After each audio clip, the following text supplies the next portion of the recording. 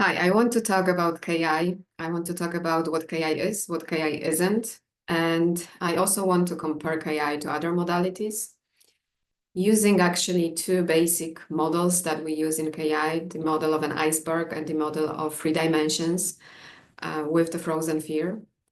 And all these notions may sound a little bit new to you and kind of abstract, but once I start to explain them, you will find out that they are very practical and close to you. So you will find yourself in those models. They are, however, used for us to get a context and an understanding. And actually, through and thanks to those models, you will find out how special KI is compared to other modalities. And it is not about putting KI as a method or modality on a pedestal and to cherish it as a religion. It is really to realize that KI gives you the key to yourself. It gives you the power to re-own your life's energy, the key to your subconscious, but not in a manipulative way as you may think about it now.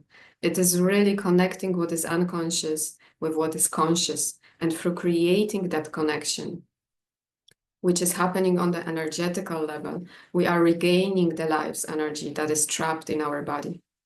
And I will bring it closer to you using these two models. So first of them will be an iceberg. Let me just share my screen with you, share this model.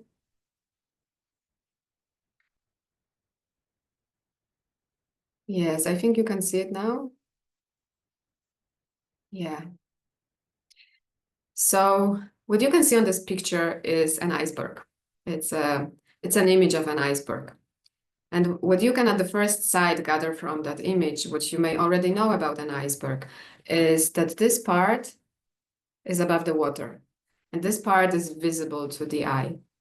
And this part is smaller than the part underneath the water. So like two main characteristics.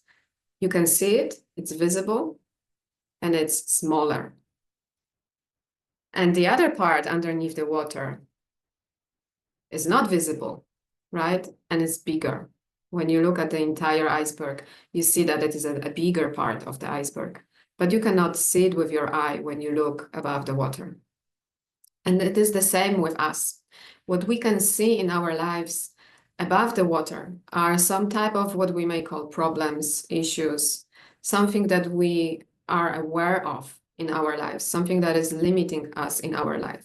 And it can be different types of beliefs, like a belief the world is dangerous or people are bad in general, or identities such as I'm stupid, right?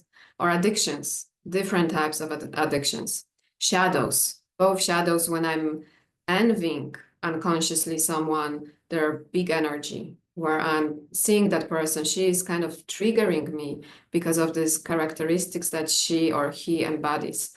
And she is or he is triggering me, and I don't really see that these characteristics are kind of the ones that I disowned within myself.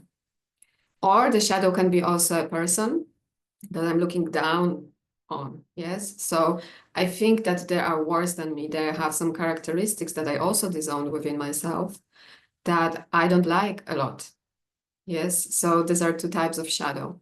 What we can see on the surface are also so-called safer emotions, such as shame or anxiety, fear, sense of guilt might be also there. Some stories that we identify with, that we tell ourselves again and again. So if somebody asks us a direct question, so what is the problem there? You start on with the story. You are so identified with the story. This is what you can see also on the surface. What you can see also on the surface are attachment styles, like the avoidant attachment style. I have to get away from them, or the anxious attachment style. I can't do anything without them. I need them. Or a disorganized attachment style, so combination of both. What you can also see on the surface are unmet needs, where you find yourself longing for love, longing for the sense of safety that you cannot find anywhere. You cannot find within your partner, within your children, within people close to you, but you are always looking for it. What can be seen also on the surface of the iceberg are physical and mental conditions. So it can be depression, for example, or some type of somatic illnesses or symptoms like tension, contraction. But also sometimes, you know, like real somatic illnesses, which it's at least worth checking if they may have an emotional root, because science is proving it these days that emotions drive a lot of our somatic symptoms and illnesses. So I'm not saying to drop off medication and stop going to your doctor, but at least to consider and with curiosity check if your somatic illness or your somatic symptom can have an emotional root, because science shows it is often the case. And what we can also see on the surface are some safer emotions. So let's say if we are an anger repressor, we repress anger, we do not have access to that energy of anger, but we react to issues, problems, challenging situations in our life with vulnerable emotions, such as we cry, we are sad, we are hurt, and this is our way of coping with the situation, which repeats always in our lives. So we have access to those vulnerable emotions, which are a substitute for our repressed anger. Not only they are a substitute for our repressed anger, but they are not really true vulnerable emotions. They are just coping mechanisms that we just found out that are working for us. So why would we look at all into something if we have a replacement for it? So if we can cry and show our hurt, why would we even look into the repressed anger? Well, this is because all these things happen in our life. This is because we have these limiting beliefs, we have these physical symptoms, we have these mental issues, we have these relational patterns, etc., etc. And if we truly want to address the root of all that, we need to go to the repressed emotions. If we want to go beyond management of the symptoms, then we need to go to the root of that, which is this repressed emotion. In this case that I was just showing, anger. But sometimes some people can show anger. They react with anger at their environment, at people around them, but do not have access to their vulnerable emotions. So they cannot feel hurt and show hurt. They cannot feel and show sadness. So in their case, this replacement mechanism is that I buried the hurt and sadness, these vulnerable emotions in my body, and I am showing myself to the world with the energy of anger.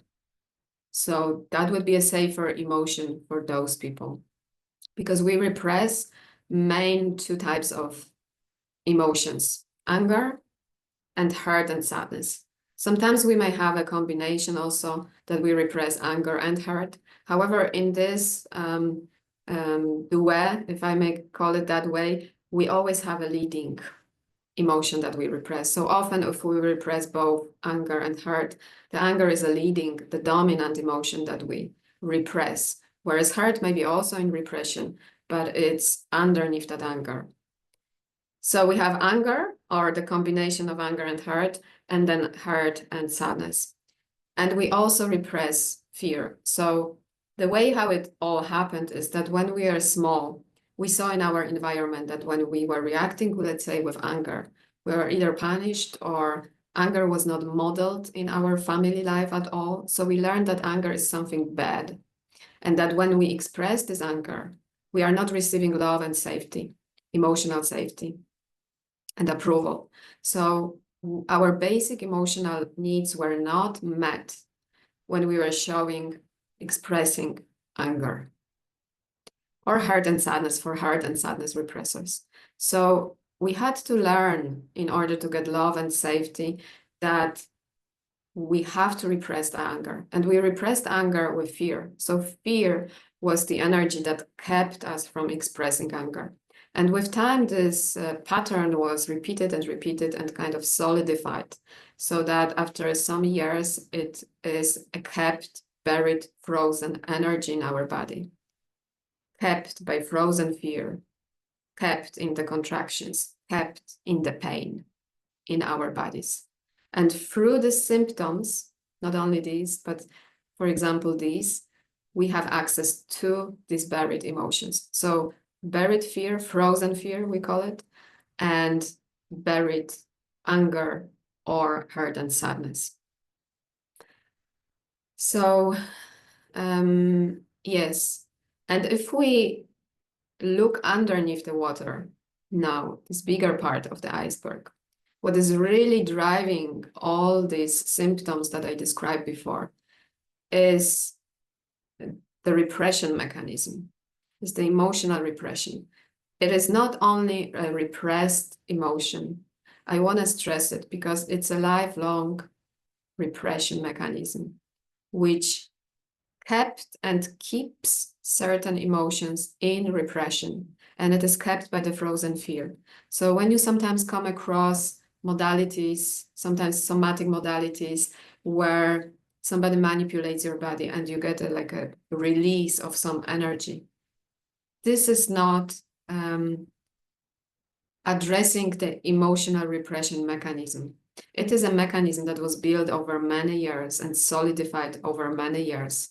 So by no means can you release it like that. And it would be also very dangerous to us, to our nervous system, if something got released like that. So what may be released is some type of energy that is stuck in the body, but it is not addressing the repression mechanism, which is still intact, you see. So even though you get some release and relief in the body by somebody manipulating your body and helping you to release some tension, you still have this mechanism which is in operation, which is making sure that you ongoingly repress anger or hurt and sadness. It is all the time in the background, unconsciously running, you see, like a program in the background, a computer program that is running in the background, that you are not aware of it if you're not a tech person, right? So this is the way how it's operating. And what you can see underneath that water, this part of the iceberg, underneath the water, is that the repression, the emotional repression, is kept intact by the frozen fear. And this frozen fear has, let's say, two components. The first component is a fear of dominant emotion. So the fear of expressing and sometimes also feeling, in this example, anger or hurt and sadness. If you repress hurt and sadness, you are afraid of it, but you're not conscious of it. You can only find that fear in those symptoms, bodily symptoms, those contractions, pain, lack of sensation in a certain part of the body, or some kind of tingling, even very subtle reactions, or even dissociation is a reaction not to feel something, and is indicating that it's a protection mechanism that is making sure we do not have access to these repressed emotions. So you can fall easily, for example, into a fogginess state, or you may be numbing out easier than feeling your body. So pay attention maybe to those symptoms that you may find in your body already now. But actually, you will have a better access to it once you start to work with the specific tools that KI is offering to find out also the way your body is responding to the repressed emotions. So the frozen fear is made up of fear of dominant emotion and the fear of rejection, humiliation, etc. So this other fear, if you can imagine, is kind of making sure that you do not express your dominant. So unconsciously, you're afraid of expressing anger, for example. And when you start working with KI, after some time, you start to see that you're afraid of expressing anger because you're afraid of rejection or humiliation or abandonment. These are like the top three, I believe, of the fears that we have, that we find out. It's nothing to be assumed. It's something that you find out in your body. But I'm just giving example of the top three. Now, the fear of rejection or humiliation is making sure you do not express your dominant, and is actually something you need to look at as a relational fear. So it is not just any type of fear. For example, shame is not really, shame is a fear of being seen, but it is not the fear that is keeping us away from expressing our dominant. So we are always looking for some type of fear that is relational. So this fear has its so-called second core fear. So the second core fear, fear of rejection, of humiliation that you can see here on the slide, is really A, relational, and B, it is making sure that we do not express the dominant. Yes, so now if I take it to a comparison, a lot of modalities, most modalities, or all modalities that I know, and I tried quite a few of them, are basically addressing and working with this part, with the conscious part. So with the part of beliefs, identities, addictions, attachment styles, shadows, unmet needs, with shame, fear, with safer emotions that anyway show up in our life. They're addressing them and working, managing, manipulating these symptoms without reaching the root of them. And it is really because we are unconscious. We do not know that this part underneath the water exists most of the time. So this is why we try to address this part above the water, most of all on a very mental level, even though we may call it a somatic modality. So let me explain. For example, I've been in different talk therapies, and they've been working with, let's say, beliefs. My issue was my limiting beliefs and also a symptom of depression. So what would happen, I would talk over and over again in the therapy, what is happening in my life. I would analyze it, maybe, depending on the therapy, analyze where it's coming from. It's coming from my childhood, and this is because this and that happened in my childhood. And now I will react differently. So then there was like, okay, now replace the harmful behavior or belief for something that is nurturing to you. So if I believed I'm not good enough, I cannot make it, I would be taught to catch myself whenever that happens and talk myself into believing that I'm great and that I can do everything. And I would maybe find some tools around that, how to do it, how to catch myself, take a breath, refocus, and so on and so on. So I would be manipulating my experience of feeling not good enough into feeling great. That would be a replacement. Or, I would learn the same way, even in some somatic modalities, where I would know, okay, I have to dissociate or I have to isolate myself from people. I would work with the body in a way that I would symbolically give it a bodily shape. Let's say I would withdraw and shrink in my body. Yes, I would shrink in my body as a sign and a symbol of isolating myself. That was also a status quo. And now in a movement therapy, I would learn to open up my body, to do the opposite movement so that my brain learns that it's safe to open up my body and that it learns this new pattern. But you see, even though it is a body work, it is still very much based on my mentality, and it is looking at my life through the lens of emotional repression. So you need to also see that the point that we are in is the point that is already at which we are already looking at the world through the lens of emotional repression. And to some extent, all of us have that, because it's impossible that we were able to express ourselves freely as children without any type of adaptation into the environment, into our family system. So we are looking at the world through that lens. So when I am in my point in the life and I feel that I'm isolating and I feel that I have to withdraw from environments, from people, then I have a vision of myself on the other side, which is maybe very outgoing, maybe going for a parties, taking part in some discussions and so on. And this is only a part of this is basically so the vision about ourselves that we have from the standpoint that we have now, looking at it through the repression. So what it means is that once we start working with the emotional repression and loosen up this lifelong mechanism of emotional repression, we do not know what will be authentic for us. We do not know if that image that we have today of an outgoing, partying person is really what we want inside of us, what is authentic to us. It doesn't mean that it is bad to want and want to be more outgoing.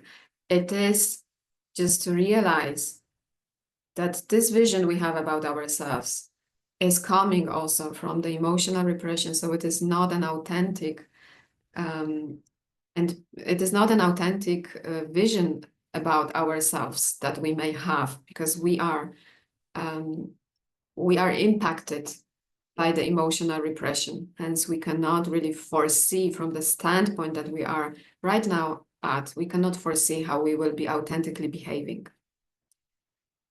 So, yes, I lost a little bit track of what I wanted to say. Okay, I was about the other modalities, talking about other modalities. So you see, even though this is like a somatic modality, it is still working on the conscious level. Yes, it is working through the mentality. Oh, I know I am isolating. I put a symbol to it, bodily symbol, and through the body, I do the opposite. But this is again coming from the mind and the standpoint at which I am in emotional repression, and it's not addressing this unconscious part. Other modalities like spirituality are just, in those modalities, you're only observing what is happening. You're observing the energies that are showing up in your life, energies in this very moment, emotions, bodily sensations, thoughts. You're just observing and letting it pass, trying not to attach to them, not following them, and just seeing that you are a greater awareness. This is the main point. But you see, you can only see as much as is on top of the iceberg when you practice spiritual modalities like that. You can only see this pain in your neck. You can only see this belief about yourself. You can only see and experience shame in your life. You can only experience anger in your life if you're hurt or sadness repressor, or hurt and sadness if you're an anger repressor. You only can have access to what is above the water. And what is underneath the water is really driving our life from subconscious. So when I say subconscious, I don't want to really point into psychological theories. I really want to point out that it is something that we're not aware of, and that has huge impact on our life. And when we start to make it conscious, we start to make conscious that certain programs are also unconscious to us. Certain programs are also underneath the water. When I say programs, I mean beliefs, programs like in a computer that are running some kind of functionality. So they are unconscious, and they are driven by the emotional repression of our dominant. And once we start to work with time on this mechanism, lifelong mechanism, and it starts to loosen up, what really happens is that we free our life energy step by step. We have access to, let's say, repressed anger, or we have access to that repressed hurt and sadness, not immediately like that, all of the sudden, but by practicing it consistently, we gain access to these emotions, but moreover to the energy of these emotions.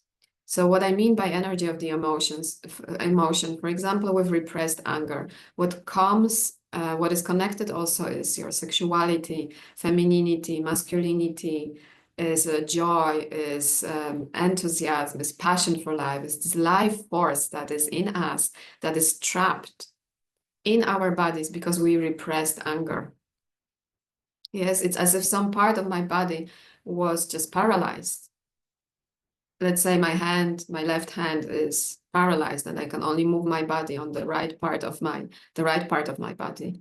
So I do not have access to everything in my life. So the life cannot flow from me. There is no natural free flow of this life, because some part of it is blocked, is frozen, is offline for us. And I don't even know that it's offline. Maybe in this example of the hand, I know, right? I know I have two hands, so I know it's paralyzed and I can see it. But in this case, it's even trickier because I don't see that I don't have access to it most of the time. And yeah, so this is really preventing me from the access to my life force. And sometimes also you may work with modalities that like shadow work, where you look at people, you may even realize that, oh, this is my shadow, and I mentally know that I envy these people, their characteristics, that I disowned them. And this is great if you can make it aware, but without the tools, right tools to connect it to the emotional repression, your mental awareness does not help. I mean, I've been so many years in therapy and I knew mentally things, but I was always leaving a session and did not know what the heck should I do with what I just found out, you know? So any modality that is just giving you an insight, but doesn't give you the tools to find the root of that and to start working with it, re-owning this energy that is trapped in those beliefs, is not really helping. It's just making you, it's just confirming you in your status quo. And this is very often because also as helpers and coaches, you know, we don't know about that. Yes. So we don't know that we ourselves have this repressed emotions. And very often what happens is that as helpers and coaches, we also have our hidden unmet needs from childhood. So the need for love, and I want to help that client of mine. I have to rescue them. I have to cuddle them. I have to give them the space. Yes, you see, all these things seem to be valid, seem to be really helping in the common understanding. Yes, but it is not the truth. Actually, we are just confirming people in their suffering if we are acting unconsciously, not seeing that what is driving helpers and coaches very often is unmet need for love and safety.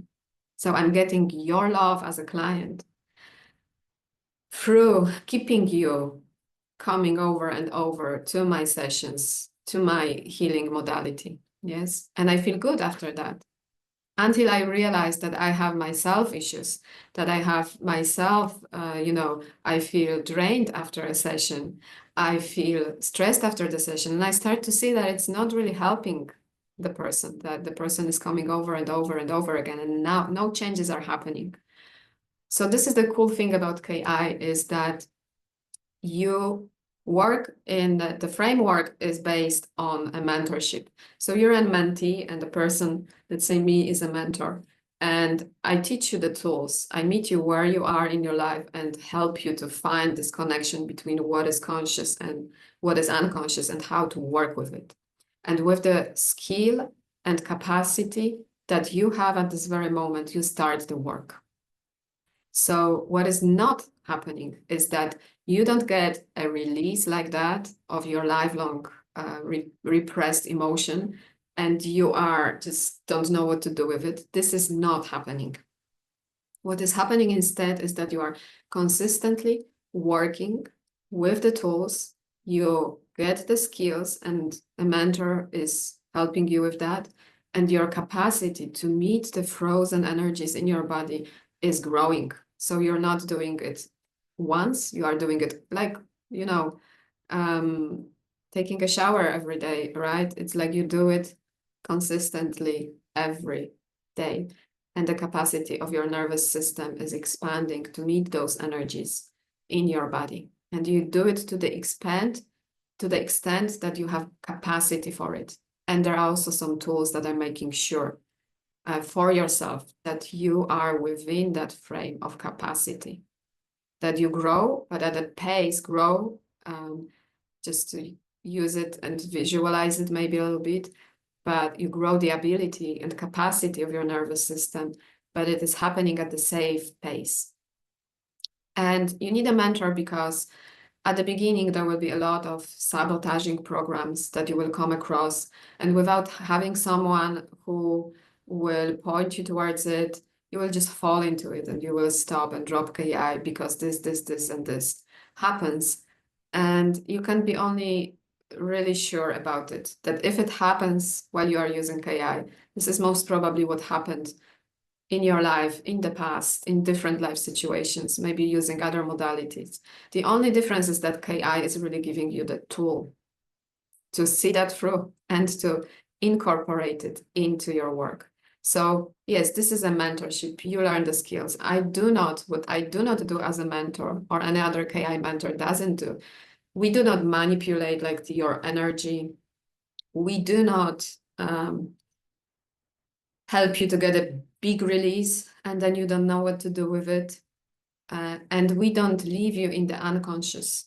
So some modalities may be offering you the work through the unconsciousness, but after a session or a retreat, it may be a practitioner, it may be a medicine. You don't really know what happened. You may have some insight, some energy just shifted. But what does it give you? To be very honest, you don't know what is underneath that. And that release, what does it serve you? When you go back home, do you really have a practical and tangible changes in your life?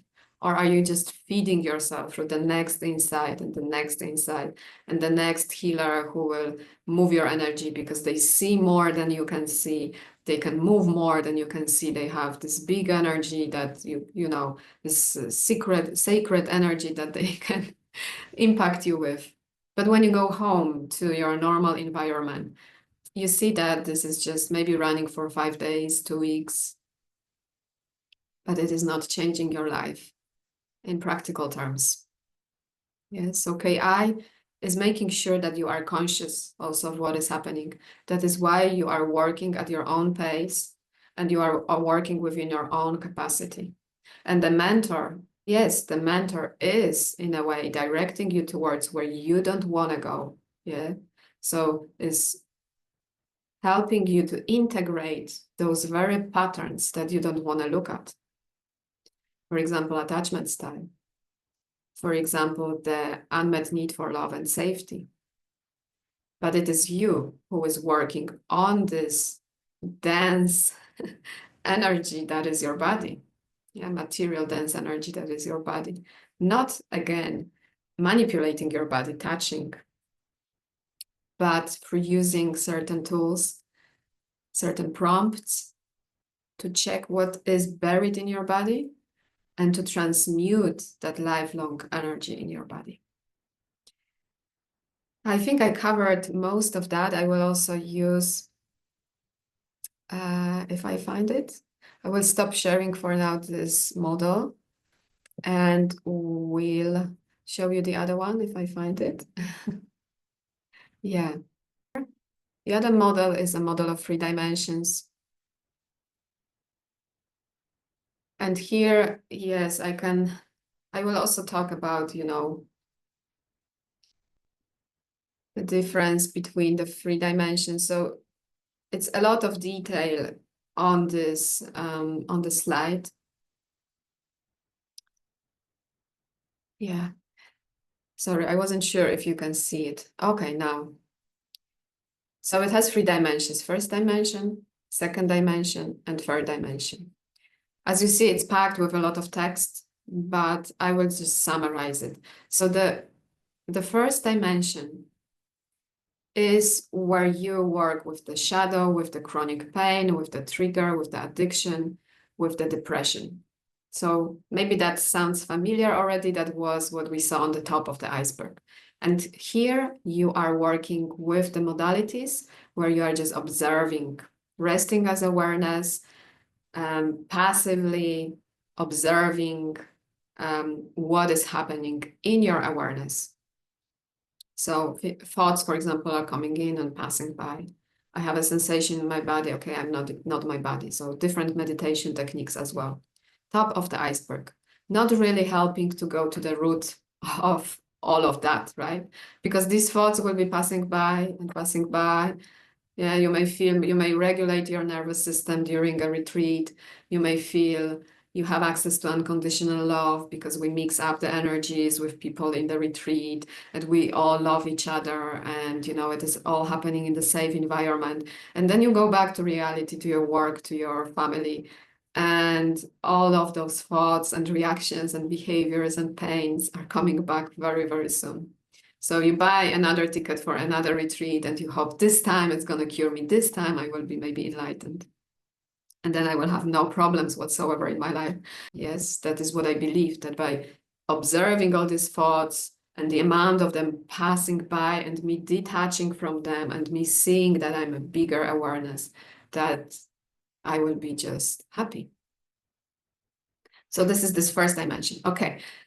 It is safer than the second dimension. In second dimension, and KI also has tools for the second dimension. However, I want to point out that using those tools is, yes, it is making you more aware of your body, or may make you more aware of your body.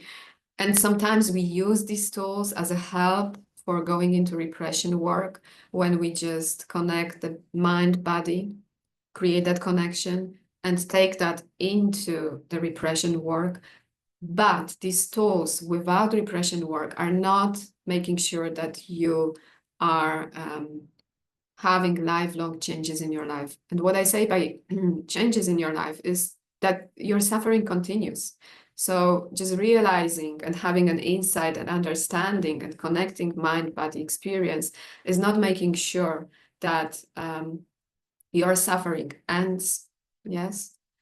However, it may be, let's say, helpful just to make that differentiation very clear, that this is not repression work, even though there are some KI tools that are helping with it. So what it can be is to using some tools such as mining, when I am already feeling some energy or contraction or pain in my body, and I am asking myself, what does it have to say? What does it mean? What does it need? Or a boomerang, what does it mean about me? Those are like very specific words that we have in KI for some specific tools. So for now, it is not really it is not really important for you to remember that. What is also a part of the second dimension is, for example, shadow work, and you may come across shadow work in different modalities again, where you learn to see and have an insight that this person is just mirroring you back the characteristics and features that you disowned within yourself. What may be also here happening, let me just drink a little bit of water.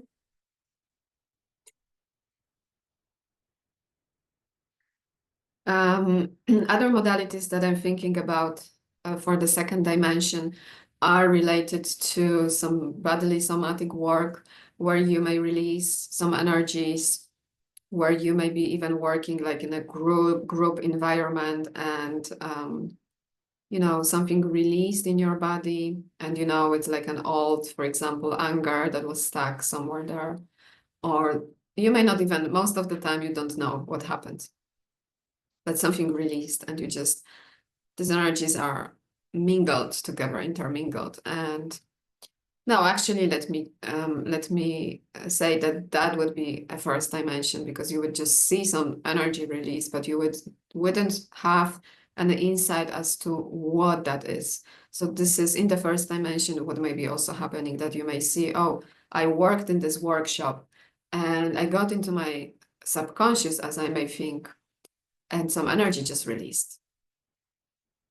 Yes. So some modalities, if I go now down again to the second dimension, maybe also working with visualization, where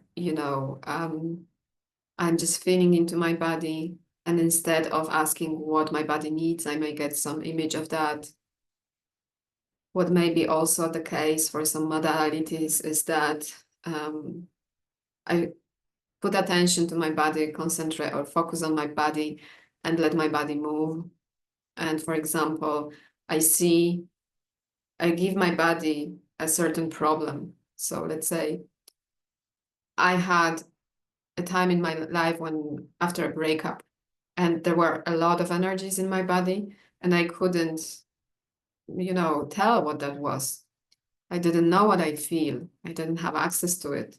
So I would just put that problem of a breakup, give it to my body. This is how we work sometimes in the somatic modalities movement, body dance movement therapy, for example. And I would just let my body move to it. I would close my eyes and, just let my body come up with an authentic movement to this situation. And I would know that my body is like moving the shoulder back. Yeah. And from that, I can easily gather it wants to get rid of something. Yeah. It's something is heavy on me and I want to get rid of it symbolically. But again, it might be really eye-opening for someone that, yes, the situation is too much for me. It's burdening me. But honestly, what does it give me? No amount of shoulder moving backwards will really help me get clarity of what I'm feeling.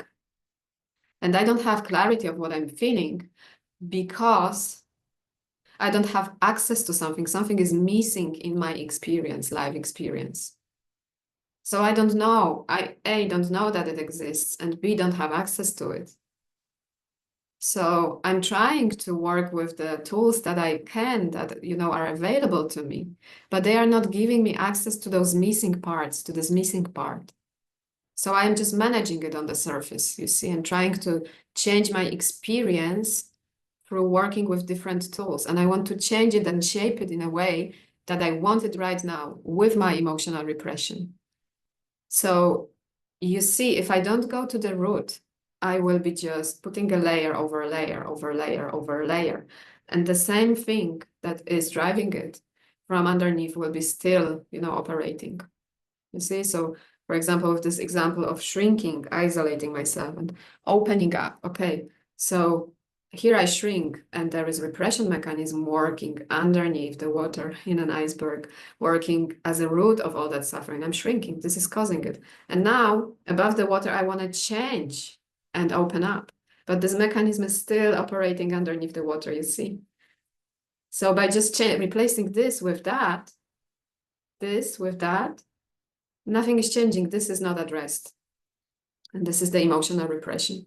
So by no amount of, finding a symbolic way of the body or wanting to change my bodily reaction to another reaction, will I address really the root of my symptom? This is the bottom line of that.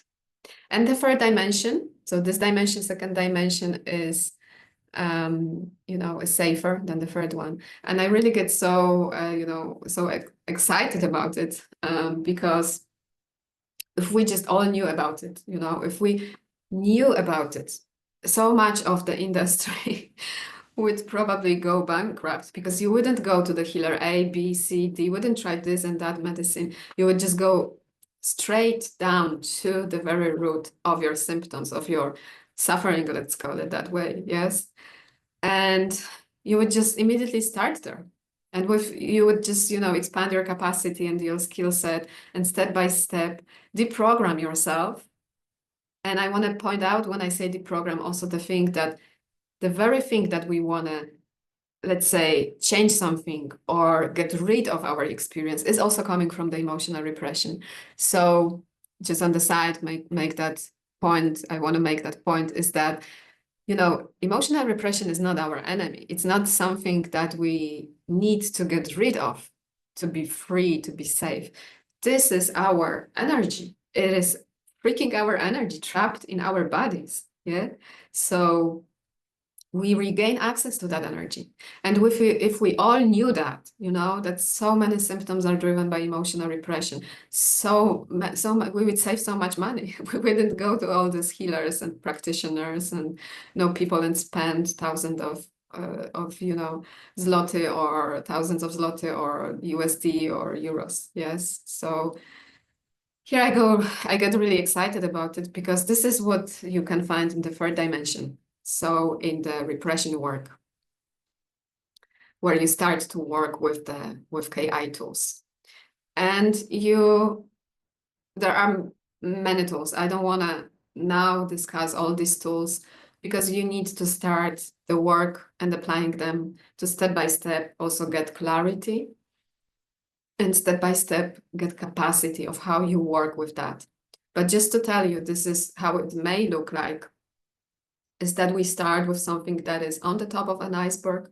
So your form of suffering, your symptom that you have, we find the energy attached to that in your body, and we find your dominant repression. You can take also a repression test for that on my website in English and in Polish. And we connect that energy of your symptom in your body to the energy of your dominant repressed emotion. You find it all in your body. You don't need to believe anything what I say. I help you to find that in your body, to find your body language in a way that how your body reacts and responds to what is true. And we start to transmute this energy of emotional repression. So what happens as an effect of that is that emotional repression, A, loosens up. B, you have more access to your life energy. C, you kind of, by working with this energy, deprogram yourself. And as a result of that, what happens is that your behavior or your symptoms are starting to change. And you start to see it in a very tangible way. And this is a cool thing about KI, that you start to see the results and the effects of this work in your practical life. That your lifelong conditioning is loosening up and you start to be more authentic. So all of a sudden you may just react completely different than you normally would in a situation. You may start to set boundaries, you may start to speak up your opinion, you may start to show your vulnerability in certain situations. And it doesn't change overnight, it doesn't happen overnight, but it happens gradually, systematically, as you work with the emotional repression. And this is the cool thing, because as you see these changes in your life, you are really, you do want to work with KI because it's really life-changing. I think that is all what I want to say for now, just pointing out the differences between KI and other modalities.